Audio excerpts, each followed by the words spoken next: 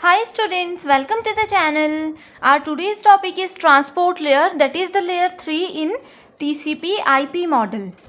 Okay, so transport layer जो होती है वो TCP IP मॉडल में भी है एंड OSI मॉडल में भी अवेलेबल है, right. So this is basically responsible for host to host, या फिर हम बोल सकते हैं end to end delivery of messages. Okay, so the transport layer is basically responsible for reliability. Okay, it is also responsible for reliability, flow control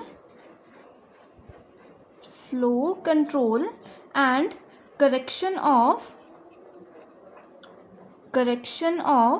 data which is being Saint over the network. ठीक है, यानी कि अगर एक network में data transmit हो रहा है दूसरे नेटवर्क पे, ठीक है, एंड उस डेटा में कुछ एरर्स हैं, कुछ फॉल्ट्स हैं, उन सभी को ये करेक्ट करने के लिए रिस्पॉन्सिबल होता है. यानी कि पूरी तरह से किस तरह से प्रॉपर ट्रांसमिशन होगी सोर्स से डेस्टिनेशन तक, वो सब ये हैंडल करता है. ठीक है, फ्लो कंट्रोल का मतलब होता है कि किस तरह से सोर्स से डेटा पैकेट्स रिलीज होंगे एंड किस तरह से वह डेस्टिनेशन तक पहुंचेंगे, वो सब चीज़ों को ये हैंडल करता है, राइट.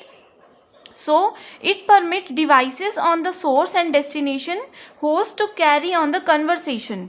ठीक है, so also it defines level of services and status of connection used. It also provide or define connection used in the network. ठीक है, या फिर हम बोल सकते हैं it defines level of services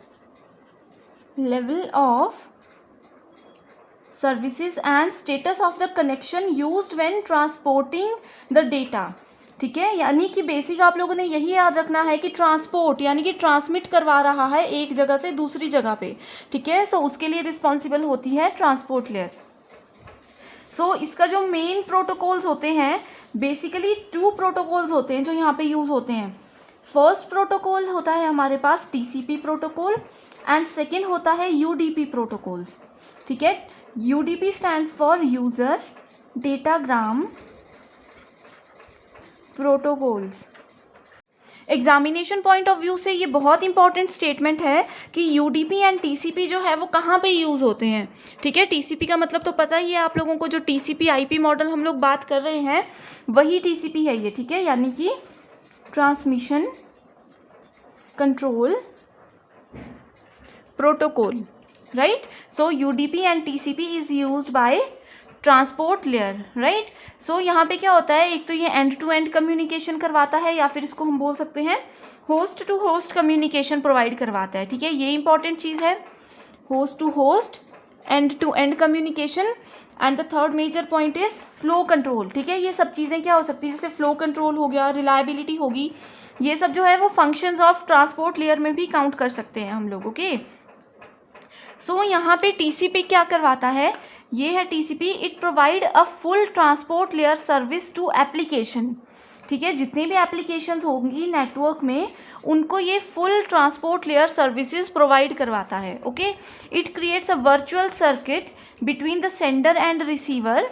virtual का मतलब होता है we are not talking about the real things, we are talking about digital things. ठीक है, उसको बोलते हैं virtual. Okay, so TCP is a reliable protocol as it detects the errors and retransmits the damaged frames. ठीक है, TCP क्या करता है, एरर डिटेक्शन में हेल्पफुल होता है.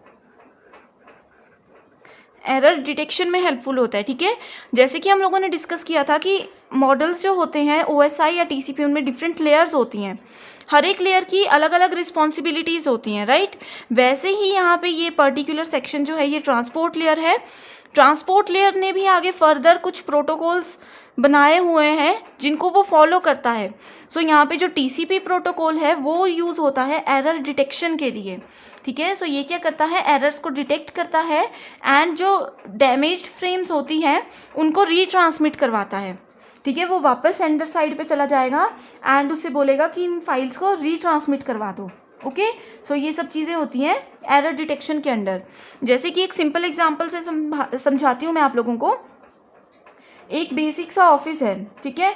ऑफिस में अलग अलग डिपार्टमेंट्स होते हैं। जैसे एक पर्सन है वो सिर्फ अकाउंट्स हैंडल करेगा, दूसरा यूज़र है वो डिज़ाइनिंग का सेक्शन हैंडल करेगा, तीसरा जो है वो रिक्रूटमेंट हैंडल करेगा, ठीक है। अब यहाँ पे क्या होता है, मान लीजिए जो अकाउंट्स हैंडल करने वाला यूज़र है उनके पास वर्कलोड बहुत ज़्यादा है, तो उन्होंने प्राइवेटली या फिर किसी भी तरह से आगे भी मेंबर्स रखे हुए हैं, आगे भी एम्प्लॉयज़ रखे हुए हैं जिनसे वो अलग अलग काम करवाते हैं, ठीक है। सो उसी तरह से यहाँ पे है कि डिफरेंट लेयर्स होती हैं मॉडल की, एंड उसमें से जो ट्रांसपोर्ट लेयर है उसके भी अलग अलग आगे सेक्शंस हैं, ठीक है। एंड उन दोनों सेक्शंस की भी, उन दोनों प्रोटोकॉल्स की भी अलग अलग रिस्पॉन्सिबिलिटीज़ होती हैं, राइट। सो ये बेसिक था टीसीपी के बारे में। एंड नेक्स्ट है यूडीपी, ठीक है। सो यूडीपी हमें प्रोवाइड करवाता है end to end delivery of data packets, ठीक है। It provide connectionless service end to end delivery of data packets, right. So यहाँ पे जो हमने डिस्कस किया था उसके लिए यूडीपी होता है रिस्पॉन्सिबल, ओके।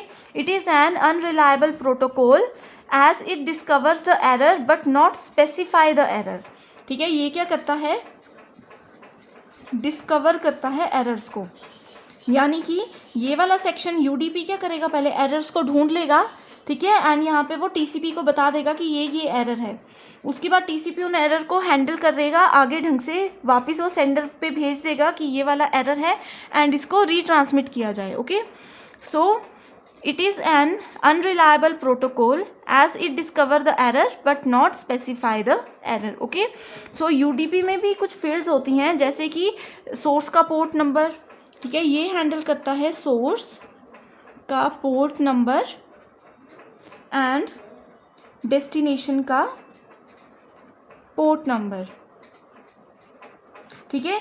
जैसे कि ये टोटल लेंथ बताता है, पैकेट की कितनी लेंथ है वो भी ये बताएगा, एंड ये चेक सम भी बताता है, ठीक है। सिस्टम में जो चेक सम्स यूज़ करते हैं ये उन्हें भी बताने में हमें हेल्प करता है, राइट। सो चेक सम क्या होते हैं, the checksum is a 16 bit field used in error detection. Error detect करने के लिए एक 16 बिट की फील्ड होती है, उसको बोलते हैं चेक सम, ओके। सो ये था basic introduction about transport layer, that is the layer 3 in TCP IP model, okay. So I hope you understand all these points. Thank you.